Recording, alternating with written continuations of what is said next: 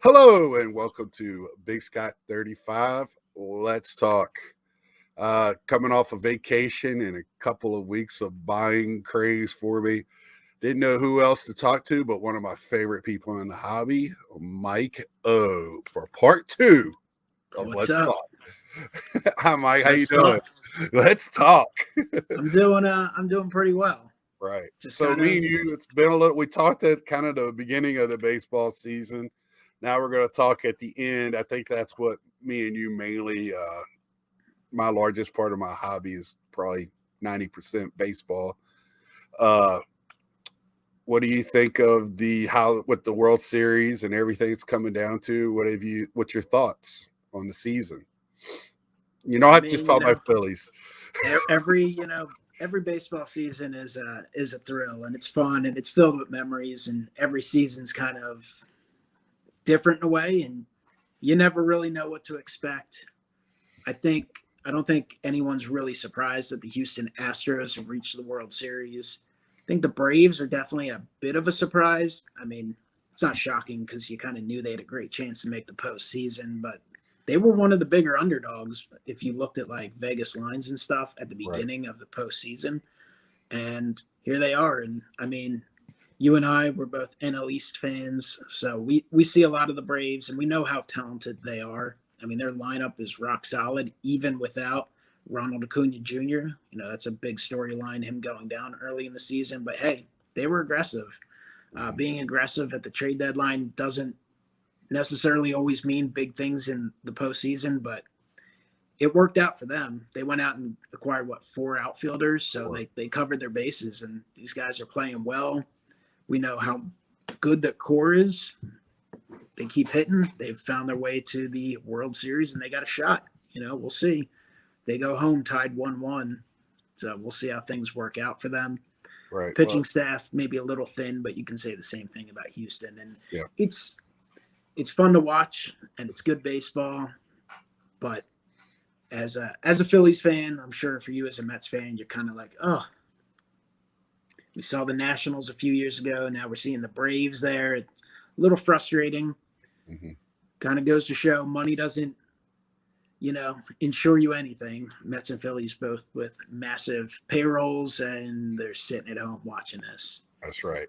And not that the Braves and Astros don't have high paid players, but you just look, and the Astros people, I'm at the point now where I'm actually tired of hearing about like the Astros cheating stuff. Like, I mean, I get it. I understand it's going to be a storyline, but I think people get hyped up on that, and a lot of the people I hear complaining about it are Red Sox and Yankees fans. I'm like, all right, like I Dodger fans. don't, well, at least the Dodgers, like they lost that World Series and they hadn't won in a long time. I mean, I know they Right. won last year, but like, I mean, the Yankees' last World Championship was 2009 with Alex Rodriguez. I'm sure he was probably doing steroids, but it's over. Like, Yeah. but the thing about the Astros, like, I'm sure it helped them. I'm not excusing that, but like, they're really good. And you look at it now, you have Jordan Alvarez and Kyle Tucker, who weren't on that team that was involved in that, and you're just seeing them build from within. It's not just adding free agents. It's Right. drafting well and bringing up these players. And those are two guys who probably don't get as much love in the hobby as maybe they should because Right. they're really, really good players. So it's fun to watch. I enjoy it. I'm Yeah. having a blast. And that first baseman leading the league and hitting, and I mean, it. I was thinking it was going to be the Red Sox because it just seems like to me with the World Series and with most sports when it comes to playoff time, it's the team, not necessarily the best team, but the team that's playing the best at the time. And Boston just seemed like a juggernaut that was going to score 7 runs every game, and not only were they playing good D and keeping other teams down, but they're going to score 7, and then all of a sudden 2 nights in a row, Houston just shut them down. So uh, that was, that's why you play the games. And I thought Dodgers, even with their injuries, I was kind of hoping for a Houston Dodgers series to put to rest about the cheating and just that would have definitely way. been a fun series for sure. And I thought the Yeah. Dodgers would end up ultimately beating the Braves, but Yeah, but I mean, the I'm Braves glad played that the well. Braves are there. I'm National League East. It's and the Braves are one of those teams that are just always they just don't have a lot of controversy and stuff like that surrounding them. And with Jocktober and everything, it's kind of been fun watching. So you got Dale Murphy wearing pearls. I just know, especially, if my team's in it, of course, I just want to see them win and I want it Right. to get over with. But, if not, I sit there and I'll flow during the series too. Like Right. I want to Yeah. see as many baseball games for the rest of the year as possible. So if we Right. get 6-7 games, I'll Which take I think that. we will, because it's going to be a lot of bullpen games now with pitchers hurt and just it's that time of year. Attrition starts setting in. So who's going to have the last man standing on the pitching mound might be who wins. So that's what happened to Dodgers. They just wore out their pitching staff. So Oh yeah, they had nothing left at the end. they were Walker just Bueller on 3 days rest. yeah, and just when Scherzer says he has a dead arm and can't pitch, and we all know what kind of a bulldog he is, it's just like, wow, he must be. He can't lift his arm if that's the case. So, yeah, me and my dad were talking about that. Where if he says he can't pitch, it must be pretty bad. Yeah, I in the hobby wise, do you think? I don't know if this season or the playoffs or anything are going to drive any veteran prices, or are we going to see a lift of some of those Astros that went down because afterwards? Or I do think the Astros being in there kind of hurts that aspect of it because there's just a lot of people shying away. There's such them being the villains, even though, like, again, Jose Altuve, if he was never wrapped up in the whole buzzer gate, right? Can you imagine his PSA 10s would like update rookies would be like $300 right now because he's been so good and he continues to play well. I'm pretty sure he's probably not wearing a buzzer right now and he's still playing great. Nobody's touched his jersey, so. But I think that hurts a little bit. I mean, maybe if a young guy like Alvarez has another big series that helps him a little bit, or Kyle Tucker, maybe some people go, "Oh, this guy's really good at baseball." Right. Braves, they maybe like Freddie Freeman if he hit some kind of World Series walk-off or something. I think maybe that could propel him to a new level. But I don't know if there's a huge impact on the hobby. I think if Acuna was in there, since he's such a hobby darling, I think that would. Well, I was kind of hoping hoping a little bit, but that Albies might get some love just because he's forgotten about because of Acuna. Oh yeah, he is one of the more overshadowed players in baseball. And right. then you get to the hobby, it's even greater. Right. I mean, he's got power, he's got speed, he can field. Like he's a future Hall of Fame candidate. Yeah, obviously, it's a very long way to go, but he has the tools to get there. And it's another thing with the Braves, like they're smart. Like and obviously you're always taking a chance because you look at Acuna, he got hurt. Though I think we all expect him to be okay and still be a great player. But like Ozzie Albies, like the contract they got him for, like is like criminal. Like they locked him up to 7-8 years at like well below what he could get if he became a free agent. And it's just a wise move on their part. It just shows a smart and good. Him and Acuna are such good friends, so they're going to want to play together. It's kind of like Baez and Lindor, and make friends. And was it Freddie Freeman's contract coming up? And yeah, he'll be a free agent. I mean, again, you never know. You get to free agency, anything can happen. I mean, I think most people expect him to end up back in Atlanta, but hey, he'll probably get a homer. He might take a little bit of a. Seems like he likes it there. He probably would have to because there's likely to be some team that'll be like, "Well, we'll give you 35." Some team's going to be crazy. Yeah, but we'll see.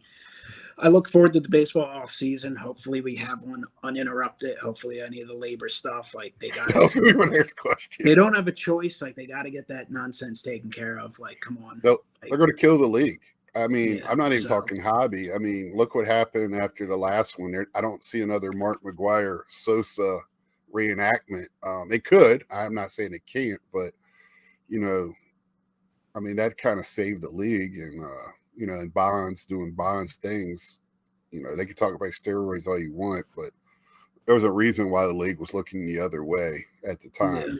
Yeah. And I mean, I've got to have faith that the league and the players are smart enough to realize, like last year, they had their little spat with right, the whole how many games we're going to play, and of course, the players wanted to play as many games as possible because that meant more money for them, and the league knew they were going to lose money. It's like, dude, you can't not have a season. Like that's not an option. So they got to work something out, hopefully quickly.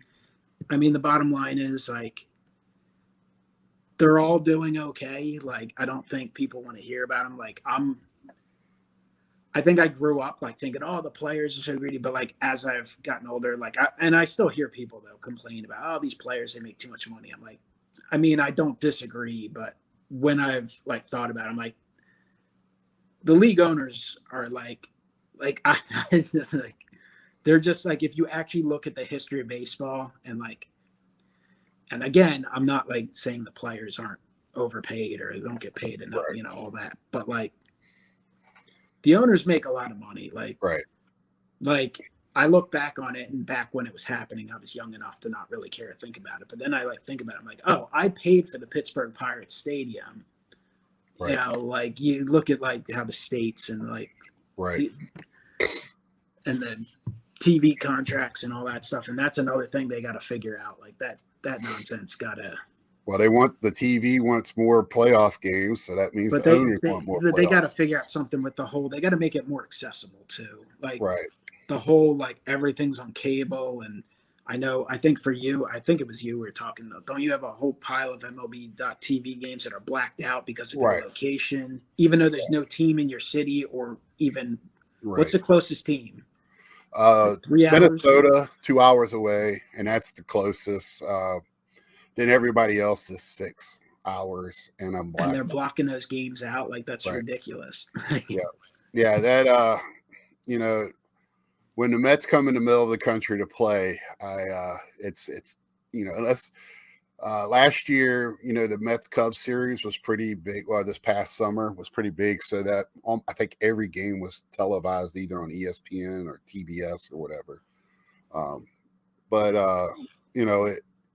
For the most part, I know people that are in North Carolina, they get Nationals games blacked out, and and Braves and both of the Florida teams. It's crazy how that works.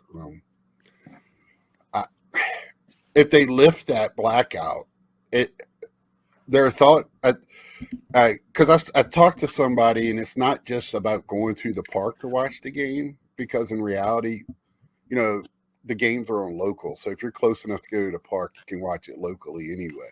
They want you to watch the local broadcast. But if I don't have those local broadcasts, why are you blocking me out? It's silly. Yeah, I got Cubs in Minnesota, and I don't have anybody else. So it's kind of, they should ask, what is your provider, and then go from there if that's the way it works, if they want you to watch it. But even if you watch it on the MLB.com, you get to pick which one. It's not like you're not seeing the broadcast. So it's kind of ridiculous. They just got to make the sport as accessible and try and create stars just for the health of the sport. I mean, granted, it would help the hobby too.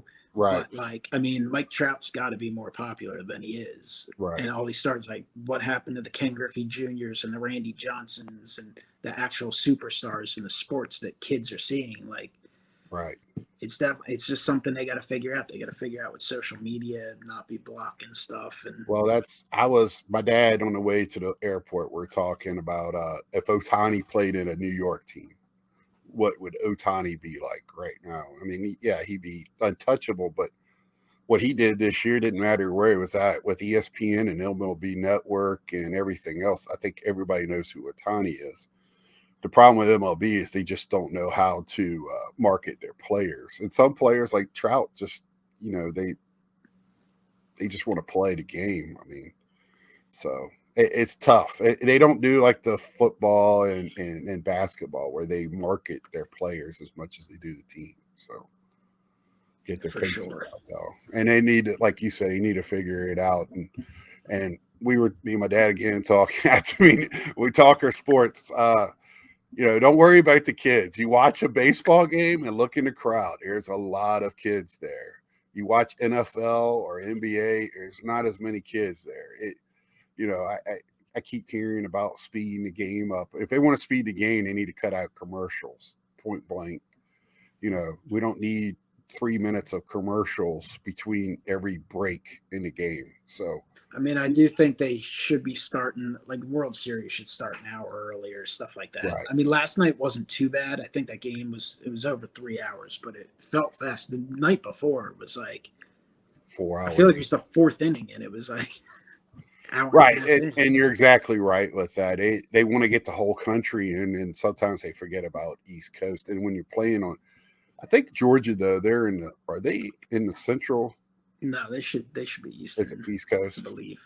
I know it's really quick; it goes over, but so that's a late. When they finish there, that's going to be late because I think every game is on at 8:00. But in Houston, it's 7:00 or whatever. So when they start, but I'm with you on that. It needs to be at a because they keep talking about California, and I'm like, well, I lived out there, and when football games come on at 5:00 and all that, they're just used to it. I mean, yeah. Well, you look at like the Super Bowl usually starts at what, 6:00, 6 p.m. Yeah.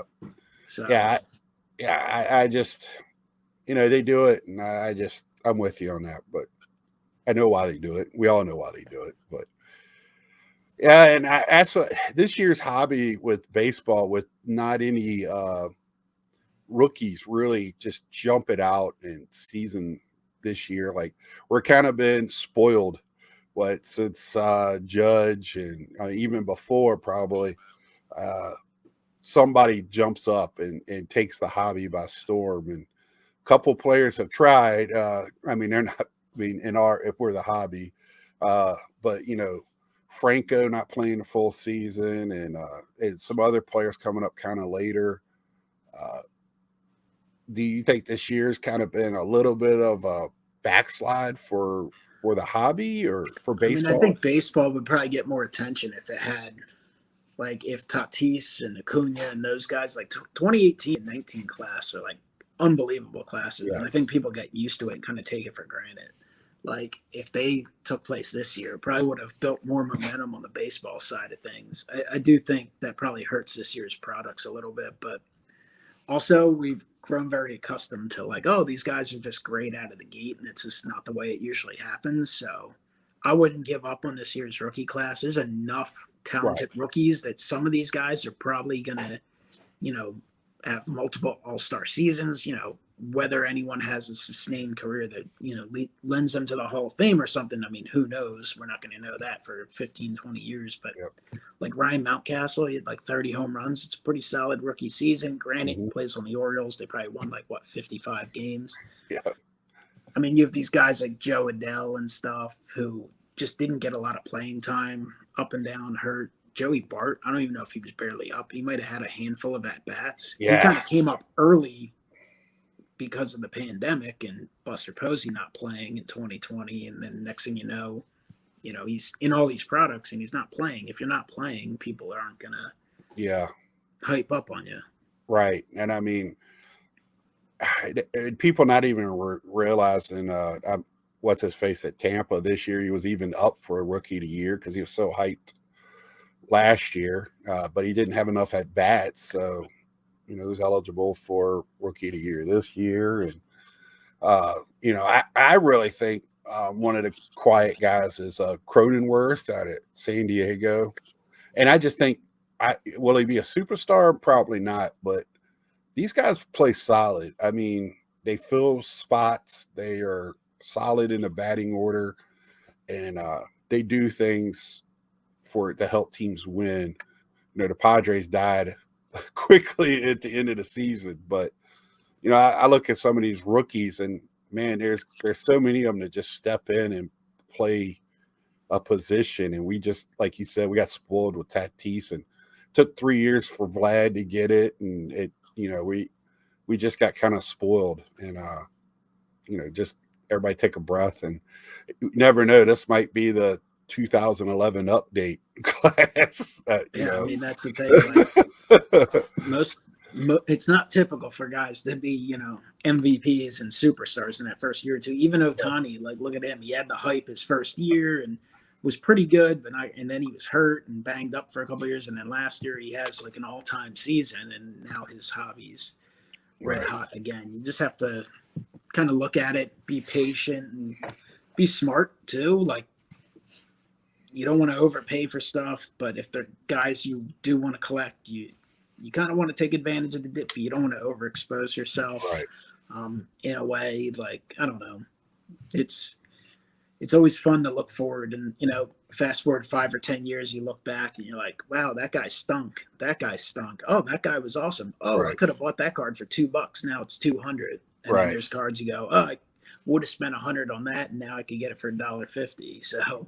Right. And, investors are talking, they say hold, and us collectors are saying, hey, let's put it in a box and see what they do. Cause that's the fun part of it. It's like, I have a box with rookies and first cards. So later on, every few years I look through it and go, oh, okay, this guy's good. And I have boxes and boxes of commons from like the last 5 years. And every now and then I'm like, man, I got to just like go dig through them one of these days and just flip through. And you'll probably find a ton of cards, maybe not like $100 card, but some cards that are like $5 cards and stuff. Right.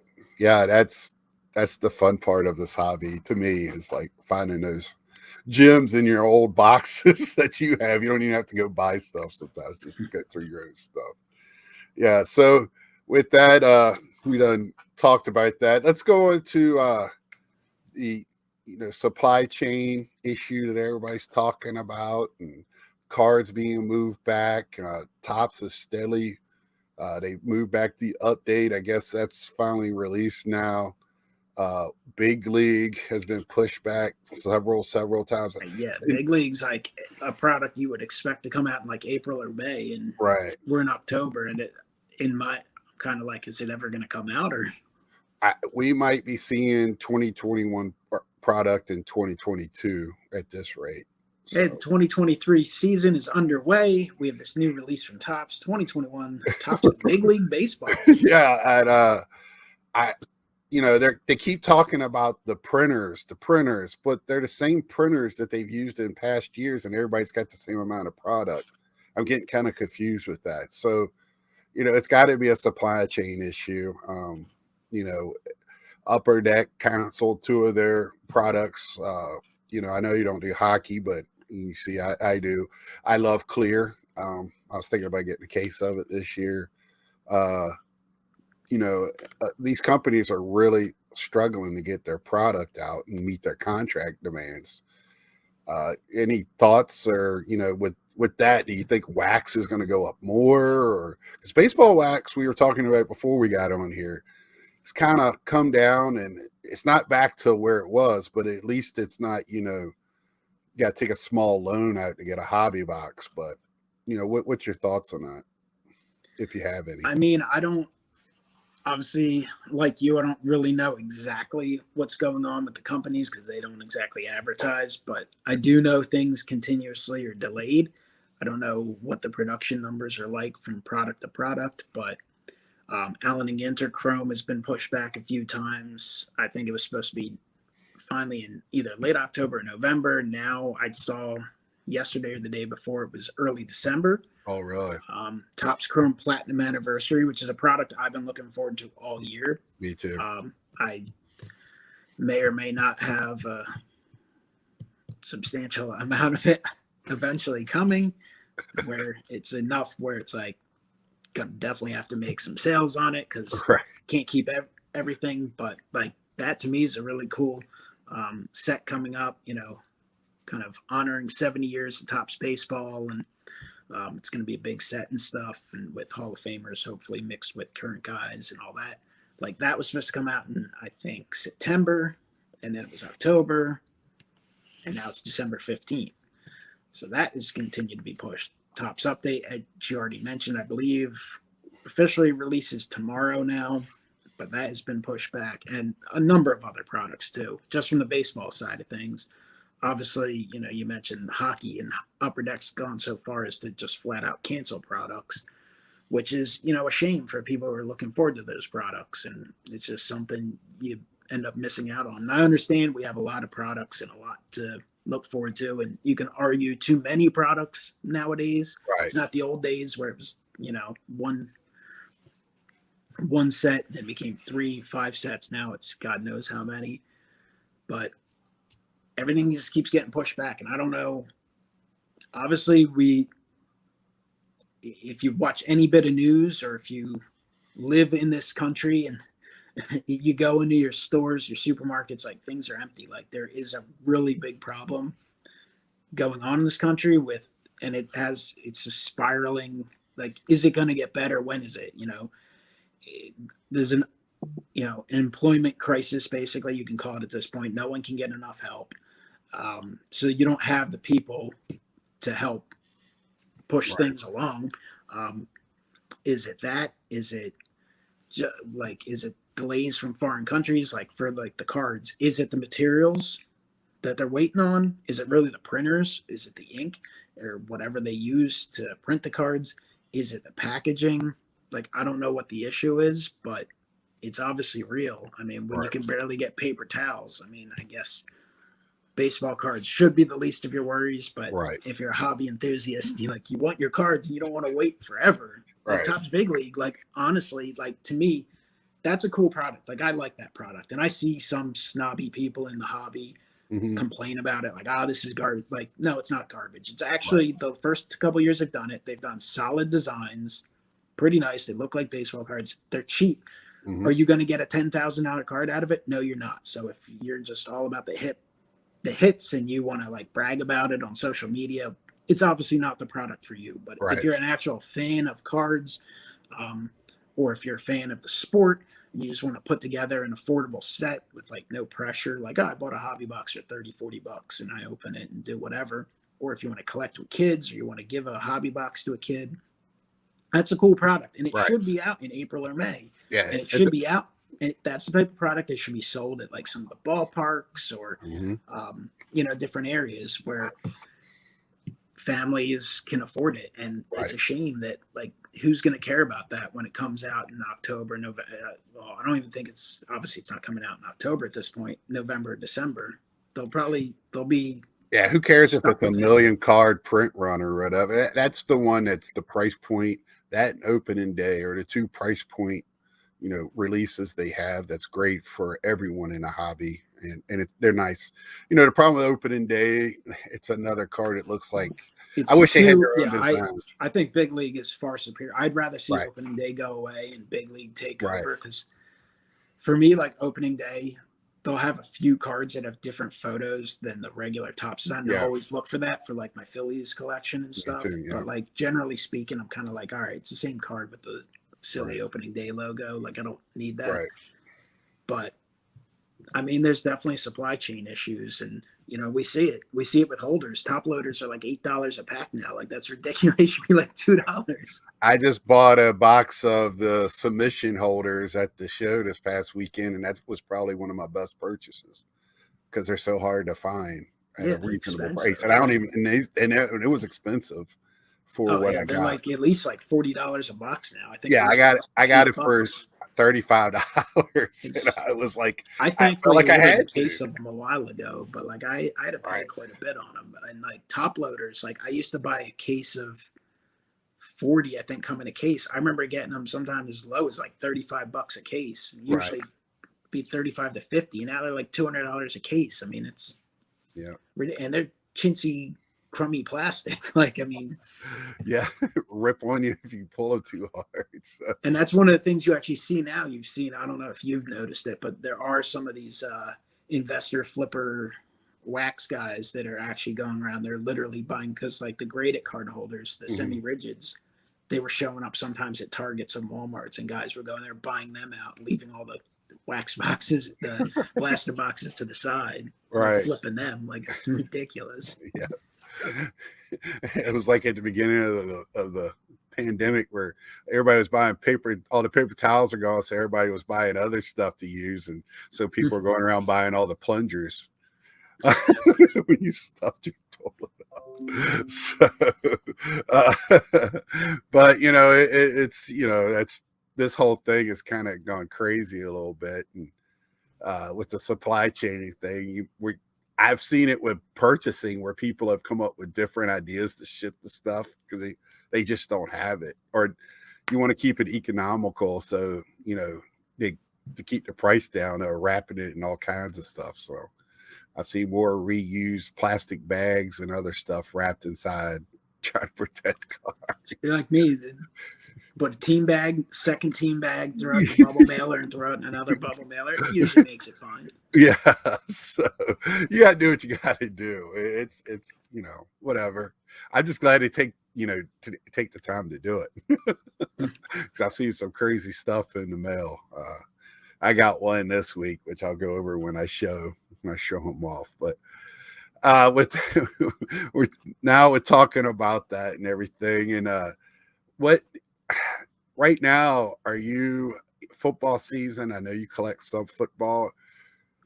Tops, they might have something 2 or 3 times in December if they stay before January 1. Are you going to be looking for those, or are you going to be trying football too? Or because I bought a box of football this past week, mega box, just because of the quarterback list this year. But what are you looking at right now this time of year?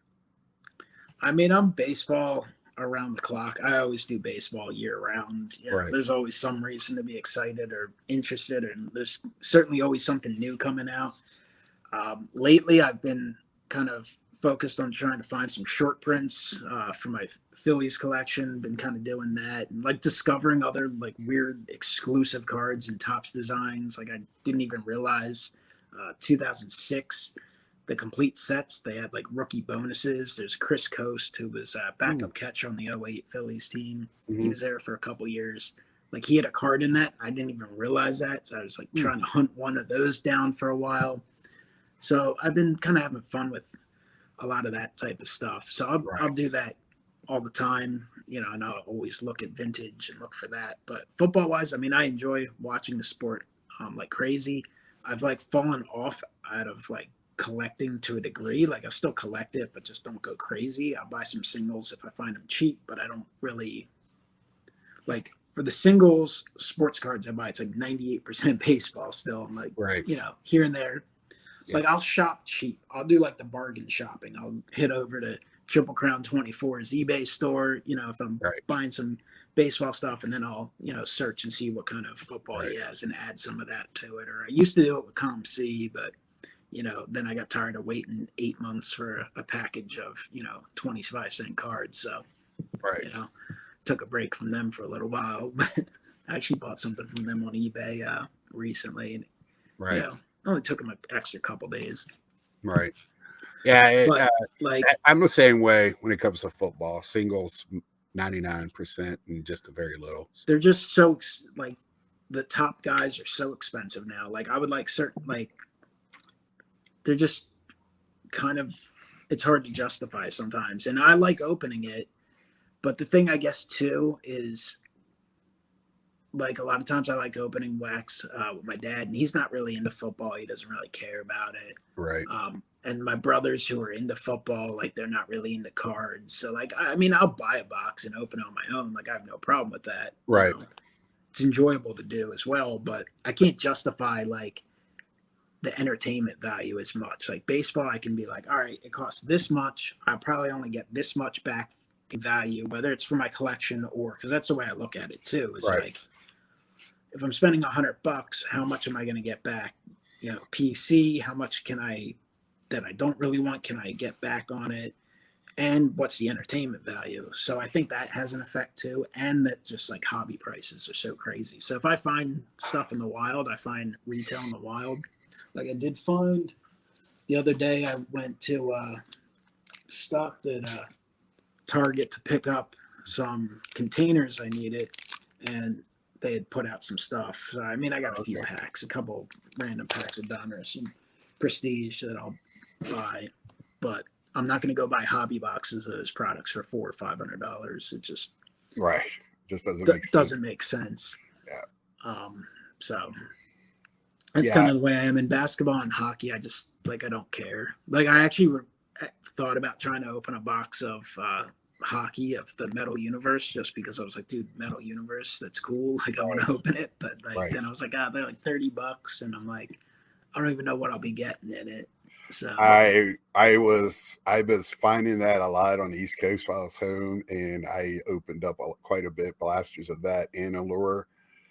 Beautiful stuff. I know you're not into it, but man, I love the Metal Universe. I so hope Upper Deck has some type of play in the future of baseball because beautiful stuff. Just knock your socks but off.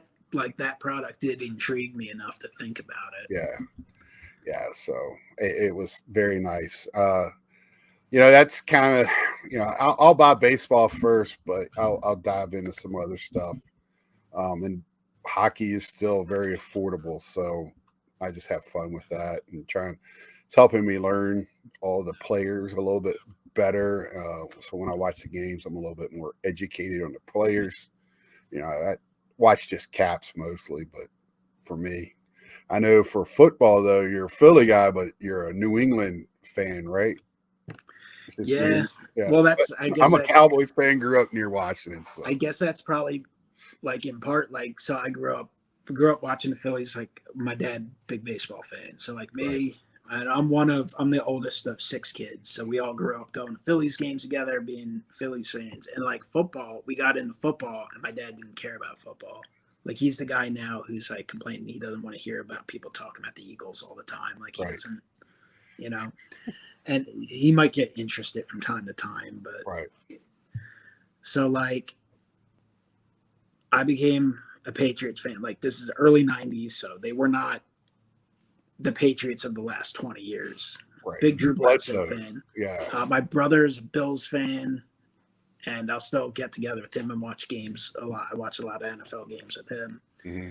And then my brother's a Eagles fan. Like he moved down. He lives in like Redskins, Ravens territory. So there's really no Eagles fans around here. Like my sister, she doesn't care. She liked the Eagles a couple years ago because she was getting, I guess, Dunkin' Donuts or someone was giving away free coffees when they won. Like that's the extent of her caring. So that's how that kind of happened. And I guess that's another problem for like football collecting for me because like I like to collect Tom Brady stuff and he's so expensive and I'm like, you can't even buy like dollar cards anymore. Like, yeah, I mean that's crazy. And only by Tom Brady and Michigan closed, so that's about it. For I being a UVA fan, I got to have a secondary college for football, so that was Michigan. So even though we're doing pretty well this year, but we won't talk college because I know you stay away from that. But I mean, I went to a couple Temple games when I was there. I think I saw Matt Ryan as a backup quarterback, like way back when. That's how old he is.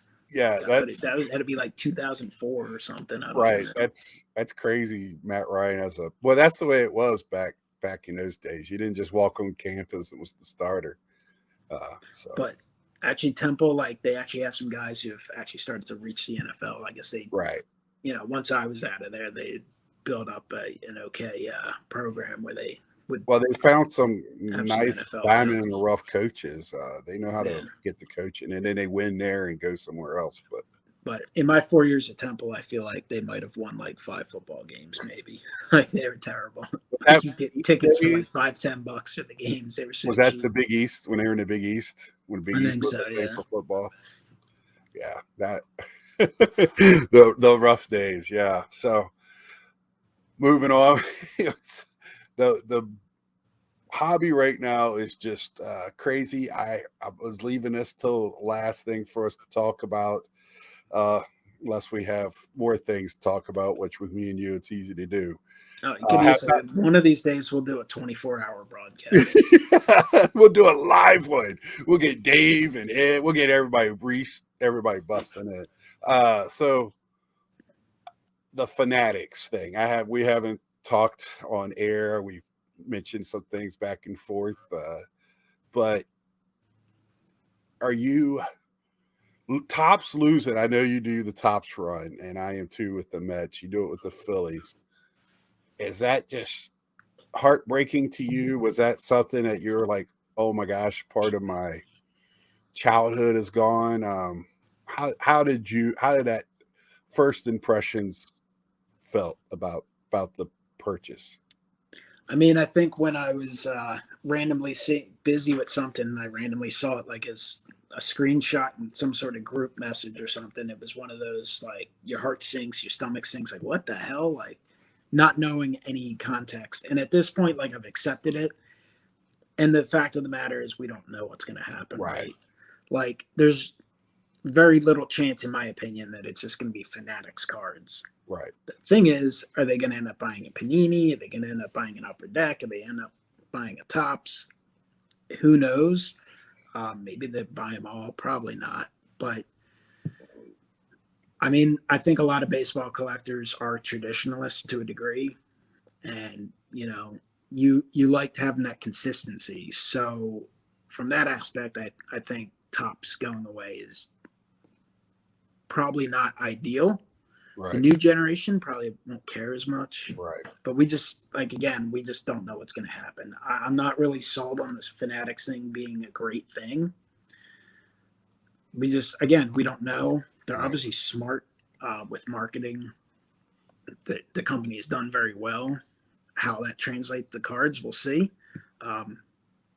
They do all the licensing stuff with like the shops, the pro shops and stuff. So you would probably see product down, like for me, down at Citizens Bank Park at the Phillies team store, and obviously, teams everywhere. Being online only, that I don't think would be ideal. I don't think they're going to go that people way. Still like to just like I still don't love ordering things online and having to wait 3 days for it to come, Right. So we'll see. I still think you get those people who just go out to the store, and I would like to see more cards available in more places than just Target and Walmart. And I know we are starting to see that. We're seeing it at Barnes & Noble, and we're seeing that. I mean, people were going to like Crackle Barrel at one point. I don't know if that's still a thing. I haven't really stopped in a Crackle Barrel since I was in Missouri like 10 years ago, but I mean, we're not quite. I did see GameStop. GameStop's website is pre-selling some. It's products that have been out a while, so I guess they're going to start having some cards. I don't know if it's going to be online only or in stores, but I thought I saw like Topps Chrome Baseball, Gypsy Queen, and some other product. Someone sent that link to me. Oh, okay. But I think having exposure is important. So I don't think being available exclusively on a Fanatics website would be the way to go. And again, we don't know if that's what's going to happen, but they've talked so much about like having a marketplace, a one-stop shop, a grading site, all this stuff. And I'm like, I don't know. That sounds like a little much, but yeah, I would hope they would be innovative with products. I personally think they'd be best off purchasing a couple companies. And they could create some new products. No problem with that. Innovation's great. But there's a reason. Like a lot of people I see going, oh, Topps is lazy. They keep reusing the old designs. I'm like, no, that's one of the big selling points. Right. Is the history of baseball. Do they overdo it to a degree? Sometimes, probably. But like Topps Heritage is like the number one set for set builders. It's the nostalgia sells big in baseball. People like vintage cards, but they also like the vintage designs. Mm-hmm. And like for me, like it doesn't mean it has to be like I like 57 Topps and 52 Topps, but now at this point at our advanced ages, we like some of the old school designs we grew up on. Right. I like seeing some of the late 80s, early 90s. How many people are waiting for next year, 1987 Heritage, right? Or no, not Heritage. 87 would probably be the 35th anniversary. Oh, 35th anniversary. I knew it was 87 in there somewhere. That's right. But like, there's Topps Redux in the update of like 92 Topps. I'm like, damn, I haven't seen this design in a while. Like, this is cool. So we had to stop for a second. There's going to be some creative editing on this one. So, things happen. Sometimes you get calls in from your supplier and you gotta let them know, do I want it or do I not want it? That's right. What the time is of the essence in today's world. Right. Things are important and we're talking about it. So hey, let's stop and make sure you get what you got to get. So we're going to round up on the Fanatics thing. You were talking about how, like, people are nostalgic. We stopped for a second, was talking about archives and how, to me, I don't know if they're going to come out with archives at all because they kind of snuck archives to me through the Redux on each series. You had 100 cards on each series. Yeah. The thing I like about archives actually is I always love the autograph checklist. Yes. Now, if I spend $100 on a box and I get a couple of those autos, then maybe not as much because they don't typically go for a lot, but they're right. Like that's one of the best autograph checklists of the year. And right. I understand it's not 5-star with Hall of Famers, but they're guys that you typically don't see in other products and guys that you don't see signed. Like those are super fun. I think didn't we both pick some up at the National? Some of the archives. I got clearly. I got clearly, I think, and oh no, I was also my buddy Dave. We were buying some too. Yeah. Like, dude, it was like fun. $20 cheaper at the National. It was still overpriced, but it was cheaper at the National than what it is online. So, wasn't terrible price there, I should say. I just think archives is a fun product, and I puts agree. Your I don't know if it'll come out or not, but we'll see. I just, I guess, wrapping up my thoughts on Fanatics is, listen, like, it was inevitable that something like this could happen when the hobby gets this kind of press and things escalate money-wise. Bigger companies are going to get involved, bigger companies that can afford more than a place like Topps.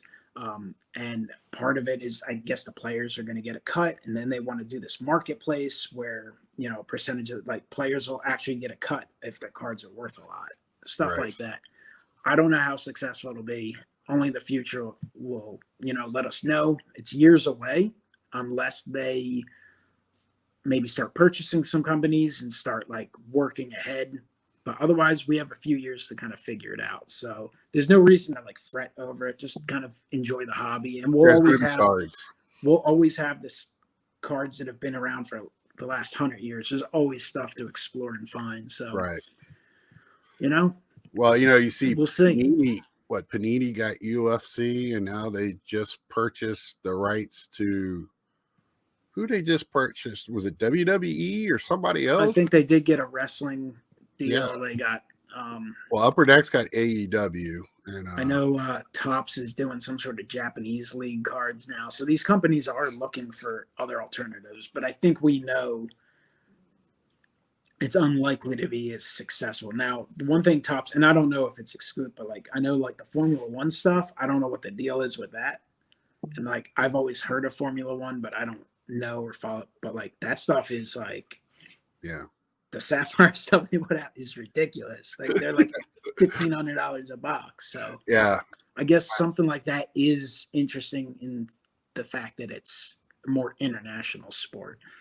Something to me like that is more of a it's here today and could be gone tomorrow type of deal. It's just, well, that's the thing. Obviously Formula One's been around for a long time. So that itself is, but are those people going to relate to trading cards? Right. We know baseball is by far the sport with the longest history of trading cards. Obviously basketball, football have had cards for a long time, but football cards were irrelevant for a long time. Right. They were today's version of hockey to a degree. Where they're kind of an afterthought.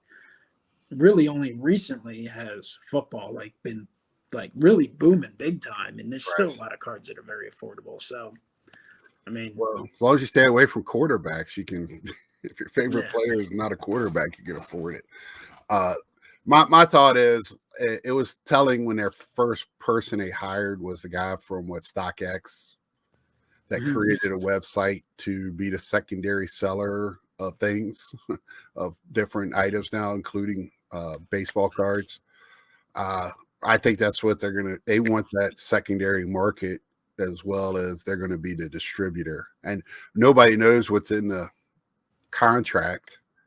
So we might still see Topps making Topps cards. They're just going to be subcontracted out maybe, or I think they're looking at the distribution and secondary market for themselves.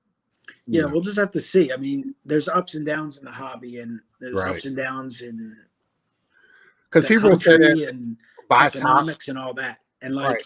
as of the last few years, any product you would buy would rise in value. Right. Like that has not always been the case, and it won't always be the case going forward. Right. You just have to see. Again, we talked about it a little earlier. 2018, like this is from a baseball perspective because every sport's different. 2018 is like an outrageously good. Like I think it's an underrated rookie class, which sounds stupid because it's obviously so high. But like Rafael Devers is like insanely good, and he's an afterthought in that rookie class. Yeah. Ronald Acuna Jr. No, he's hurt now, but like he's a potentially all-time great. Shohei Ohtani, will he play long enough? Like we're talking about a guy who's like, I really believe like his like bare minimum is like Bo Jackson, like that type of, hey, maybe you're not a Hall of Famer, but you'll be remembered going forward and collectible.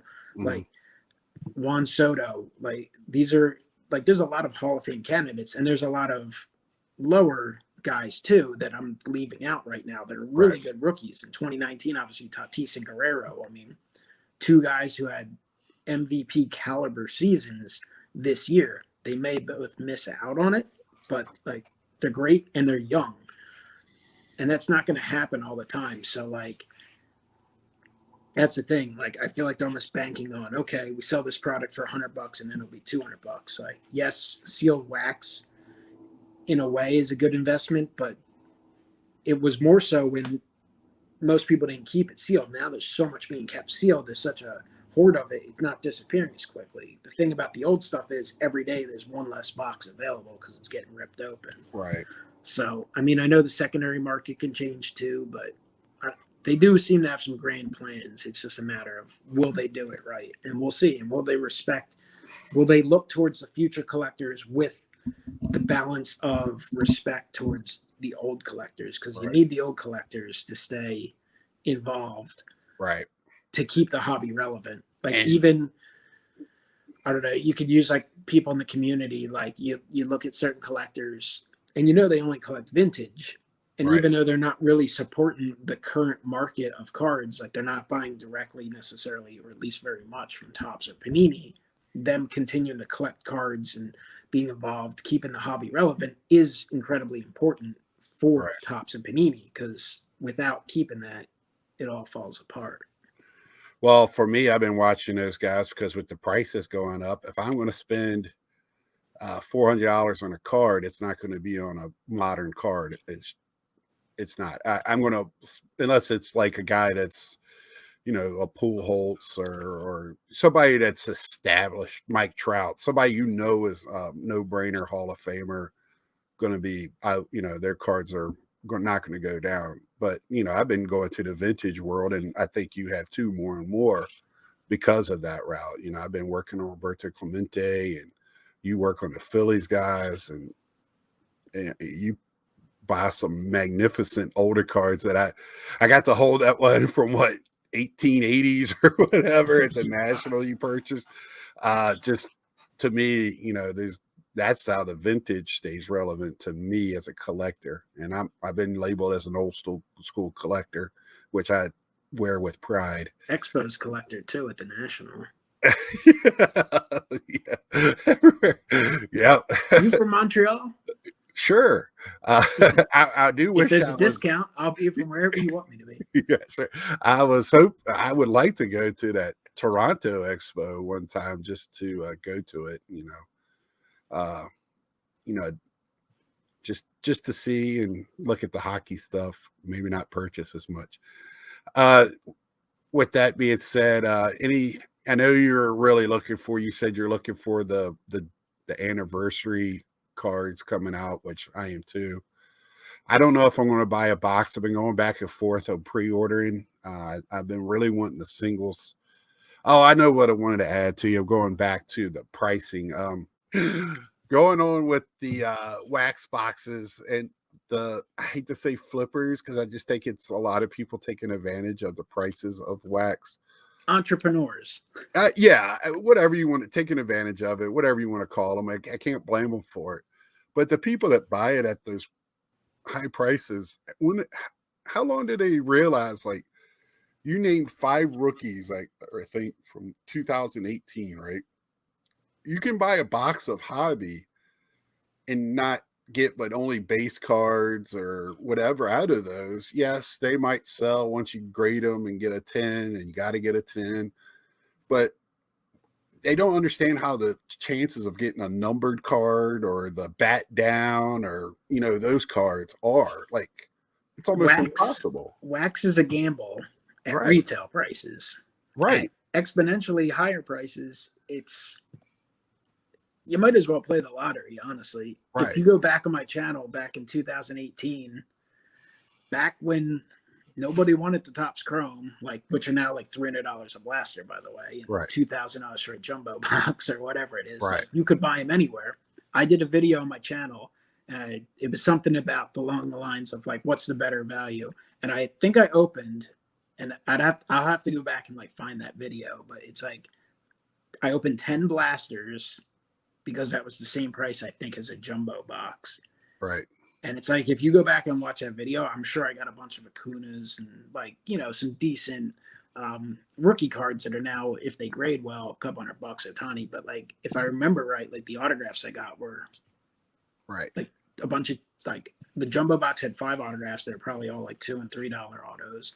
And I probably had 2 or 3 autographs out of the retail boxes or whatever I got, 2, I forget. So it's like, I can't justify paying the prices. Now, if I had unlimited funds, I wouldn't give a shit, right? Right. And we know there's people out there like that. And we've seen it. We've been at the National, and you just Right. like see someone. And even at the Philly show, there was this guy like just sitting there opening Bowman Chrome, and they're like $250 a box, whatever, 300, and like literally opened like 10 of them. Like it was nothing, just flipping through the cards real quick. And they're gambling, looking for the 18-year-old that right now is selling for $600. Right. Even though in the future it could be $3, could be $3,000, who knows? Right. And I guess there are a lot of people out there like that. And if I had that kind of money, I would love to go buy a box of 1957 Topps, 1953 Topps, and open. That'd be fun as hell. Of course, Right. It'd be very expensive. That's the only thing I can imagine, because like, who else is paying $400 for a blaster box, or even, you know, optic football from what's Mahomes 2017? Yeah. Like, I remember in 2018 seeing those blasters, not an abundance of them, but seeing a few at my local Walmart on clearance. And I think I remember buying like one, and I just remember, like, even from past experience, going, oh, it's so hard. You only get like 25 cards. It's so hard to even get one player you want, let alone guy you're looking for. Right. And now those are like $600 a blaster. Like, you're gonna open that $600. Sure, you could get a Mahomes auto colors worth a ton, but like 95% of those boxes, you're gonna get back like $5 worth of cards. And I don't know if it's understood that that's the expected outcome. It's the likely outcome. These guys are supposed to be so brilliant with the ROI and all that stuff, and can't figure out. Because if you go buy a lottery ticket, a Powerball ticket for $2, you could win $50 million. Right. If you buy 2 Powerball tickets every day, 10 years straight, you're going to spend a lot of money, and the likely outcome is you're not going to win. Right. Now, if you win, that's great. Then you can go buy all the wax you want and rip it all open and get nothing in return and not care. But well, it's rough. Using the equivalent of the Powerball, I had to explain to somebody at work a couple of weeks ago that buying 30 Powerball tickets does not increase your chances by like 1%. It's like hundredths of a percent, if that, thousandths of a percent. Like it's 1 in 1 point whatever thousand chance or 100,000 chance. So that's how many tickets you got to buy to go up 1%.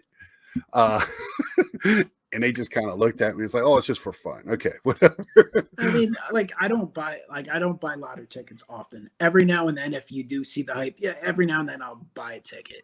Right. And I definitely, like, it's certain, and I don't, in the past, this is a while ago, like one place I worked, they would do that. I would always just get into it because I'm like, whatever, like, you don't want to be that one asshole who doesn't get in. They all retire and win, $40 million. You're the one that didn't because you're too cheap to throw a buck in or whatever. Right. Oh, you don't have a chance. Oh shit.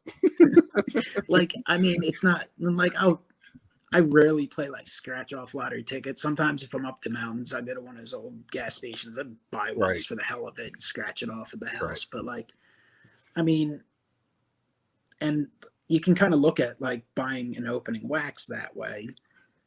It's kind of a lottery ticket and a chance, but you got to get stuff like, but the high end stuff that's not even a high end, it's a product made that's supposed to be $15. Right. You're paying $500 for it, just doesn't make. Well, that'd be like you A lot of buying a sense. roll of lottery tickets and then you reselling them at your house at 10 times, 20 times the price. You know, and And you look at the 2011 odds are the update. same. Look at how expensive 2011 update blaster boxes and hobby Right. boxes are. Like, Well, how many like what are you times? gonna get? How many You're times? probably not gonna even get a trout, and even if you do get a trout and it's a 10, like it's still between you're not gonna even get your money back if you get one of the trout parallels. But the odds of that are so unbelievably unlikely. If you do get a parallel, you're probably gonna get some joker who's been out of baseball Right. since that card was printed. Well, I can watch people that are supposed to know in the hobby and watch comments of people. They don't understand the secondary market is not the retail market, and they keep thinking the price tops and Panini are driving up price. Now they're selling boxes because they see it on the secondary market, so they're saying, why are we missing out? So Tops has jacked up all their boxes. You guys on the 582 Montgomery Club, yeah, you get first shot, but I mean your pocketbook is not bottomless. Yeah, the credit card bill is going to suck next month after the Sapphire bill comes out. And it's like once a week, and my God, They went forever not releasing anything, and then suddenly they just like, oh, we caught up. Right. Every 3 days. I'm like, what are you doing? Like, stop. Yeah, that's what Beans Ball Cards, he was complaining about that, I think, last week. But that's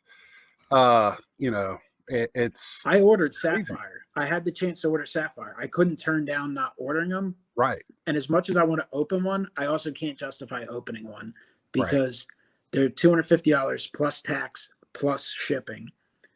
And you don't get a lot of cards. It equates to $8 a card. Right. And it's a 660 card set. And I don't know, about 50 autographs. And it's like, what are the odds that I'm even going to get a guy like a Bryce Harper, Mike Trout, or Juan Soto? Because I'd love to have them all, the Sapphire versions of their cards. Like, you could easily get whatever it is, 24, 35, I forget the exact number, but you could get all common cards easily. And it's just like, I don't know. I ordered them because I felt like, well, if I don't order them, they're going to sell out. And I know I could always sell them and get my money back, or I have the option to at some point open them. But it's just right. Yeah, that to me is like, I'd rather take that $300 and spend it on some cards I want. Because like personally, I would like to have a Ke'Bryan Hayes autograph out of that set because I think he's going to be really good. But he's certainly he's not a lock to be any good. Not a lock to be a star, and not that anyone ever is. But you look at the rookie class, I'm like, like this guy's pretty good. That guy's pretty good. This guy could be good. Like Alec Bohm still could be a really good player. He had a rough year. Do I ever think he's going to be a Hall of Fame player? It's possible, but unlikely. I wouldn't expect such a thing. Right. So it's like, I'd like to have his autograph out of there, but am I going to spend $200 on it? No. Right. So how many of those guys are going to turn into Cedric Mullins, who didn't have a fantastic rookie campaign, but man, this past year, if he would have done what he did this past year's rookie year, he would have been talked about as a rookie of the year. But he's playing in Baltimore, and nobody realizes he should be probably a Gold Glove center fielder and a Silver Slugger in talks. But center field is tight in the American League with ball players. But I picked up his first card at the show this past week, Auto, just because I like him and I think he's going to have an okay career. All-star career. I think he'll make the all-star team next year. I think that's another fun aspect of the hobby is just finding those value pickups. Yeah, I didn't pay a lot for it, but you get them at a decent price. I mean, it's only upside. Yeah, and you collect what you like, right? And I have a closet full of stuff, and I have a pile of autographs, and I just pull them out once in a while. And they're all just like the relevant guys. Right. I don't care to see the reliever who pitched 4 innings in his career unless he's like some guy who's like a Philly, and I just have a memory of seeing him pitch once. And you're like, wow, that guy really became nothing. But hey, at least I have a card autographed by him. Right. Like the old school stuff, like guys from the '90s and early 2000s, '80s that you remember watching, and it's like, all right, this guy's a good player. Guys who had big moments, I think, are fun to collect too. Yeah. I was watching World Series highlights before. You talk about like the Angels. Oh, the Angels never win anything. Like they won the World Series in 2002. They have some good players. Scott Spezia had a big home run in that series. Darren Erstad was one of my favorites back in the day. Darren Erstad stuff's dirt cheap. Well, they had 4 or 5 years there where they were legit contenders. I was actually living in California during the tail end of that. Then they went and got Mike Trout, and now they suck. Yeah. They made it one year. They got swept by Kansas City, I think. We need pitching. Let's get more hitters. Well, Mike, we've been babbling and talking and having a good time. I don't know how long this episode will be, but we've been talking for quite a while. Few quick disruptions. There's going to be some strange editing going on, and hopefully I can work my magic again. I do pretty well. I have fun with it, so we'll see what happens. And until next time, anything you're looking forward to, any others products, or just I mean, next year. It is we're on the cusp of November, and we probably have like 15 products coming from Topps still. Right. So we'll see if they make it before 2022. Right. But I'm actually excited for Topps Update. Honestly, like I'm excited for some of the bigger products too. But like Topps Update, I opened a couple packs the other day on the channel, and I was like thrilled to just get a couple Phillies base cards, 2-cent cards, but to be able to add them to my team set is fun. Like I look forward to that kind of stuff. I think, I think that's something that's kind of missing in the hobby. It's not really promoted, and it's all about the hits, and the rookie and the $1,000 card and taking advantage of someone, being able to buy it for this price and flip it 5 days later for that price and all that kind of stuff. And I look forward to that stuff. And in the same breath, like 2022 Topps isn't that far away. We're looking at like February.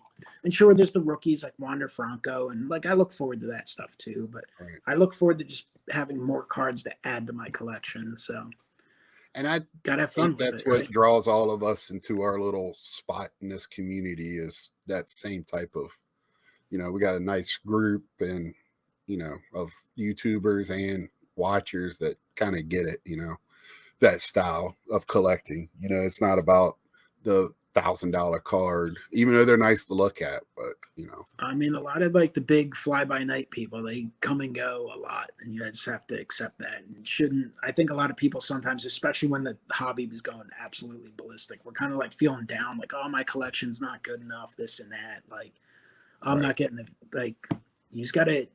There's always something to look forward to in the hobby. There's always new stuff coming out. There's different ways to collect, and you can always kind of learn and find out about new stuff, old school sets, things like that. Super cool. Yep. Well, Mike, it's fun as always talking to you. Till next time, like, share, go visit Mike. If you haven't, almost everybody comes to my channels through Mike's channels, so I'm sure most of you have. But I'll leave a link in the description below. Until next time, see ya.